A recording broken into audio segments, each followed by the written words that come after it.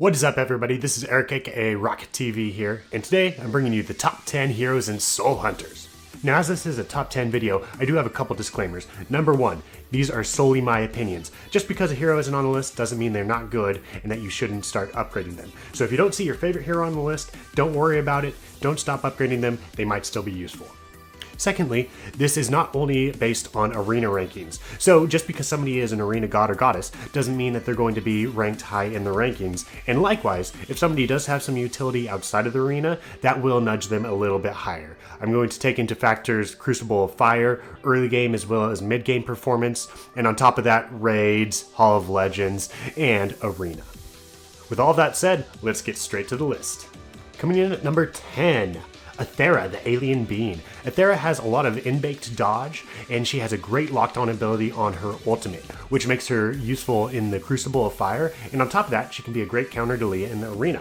However, like most dodge characters, she is torn apart by magic, which overall lowers her utility and locks her in at number 10. Coming in at number 9, we have Serafina, Protector of Light.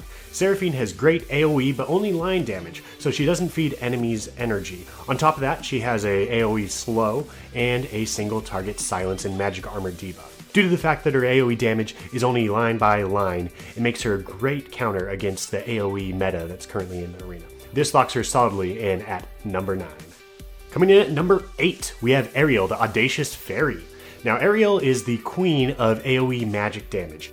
However, like a lot of AoE characters, she can be known to feed energy to the enemy party, so if you don't use her wisely, you might just get yourself ulted to death. That's why Ariel comes in at number 8. Coming in at number 7, we have Leon, the Holy Paladin. Not only does he have an extremely high HP, but he has an armor buff as well as a physical attack buff.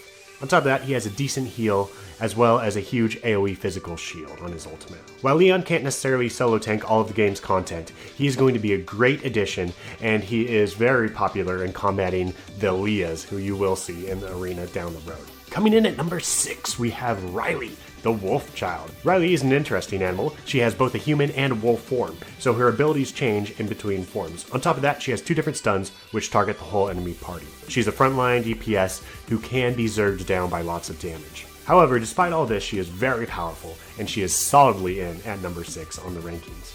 Coming in at number 5, we have Gizmo, the Genius Mechaneer.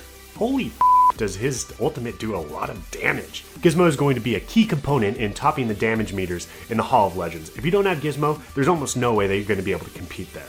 Other than his Nutter Butter's damage, Gizmo doesn't really bring a lot to the table though, so he can only reach number 5 in the rankings. Coming in at number 4, we have Gale, the Mystic Runner.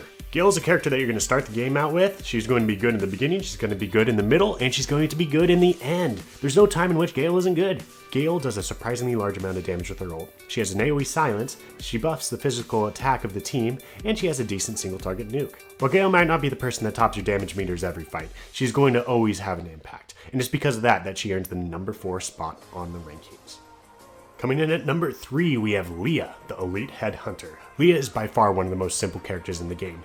She has a ranged attack which splits up and hits all of the enemy party, and she has a melee attack if people get in range. What she lacks in complexity, she makes up in tons of damage! You'll be seeing her all the time in the arena, and in lots of other content, as long as there's not just one person, she's going to be topping the damage meters. Because of this, that Rhea comes in at number 3. And what might be thought of as a little bit of a surprise, Drago comes in at number 2. Although Drago doesn't bring a lot of utility to the table, he is a fantastic meat shield. In fact, you could almost call him invincible. If the enemy has single target abilities on their team, the Drago is going to be able to eat those up better than anybody else in the game. However, the AoE meta is very popular in the arena right now, and he doesn't do much to combat that, so unfortunately he can't quite get to that number 1 spot. That's why Drago comes in at number 2. In a feat that probably surprises nobody, Jasmine the Sun Goddess comes in at number 1.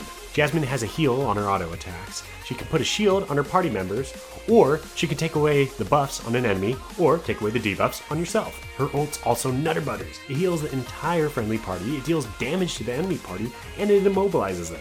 If that weren't enough, she's one of the fastest energy regenerers in the game. She's almost guaranteed to get her ult off during arena fights. In the Hall of Legend, her ult also allows people like Gizmo to get another ult, which will really push you up in the damage rankings. She is so good in so many different ways. That's why Jasmine comes in at number 1. Hopefully you guys enjoyed this top 10 Soul Hunters character rankings list. Let me know down in the comments what your top 10 list was. Other than that, if you enjoyed the list, please like, subscribe, or share it with your friends. Until next time, this has been Rocket TV. Have a great day. Peace.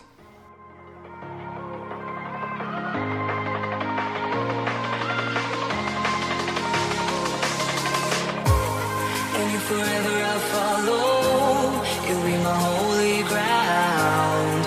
You forever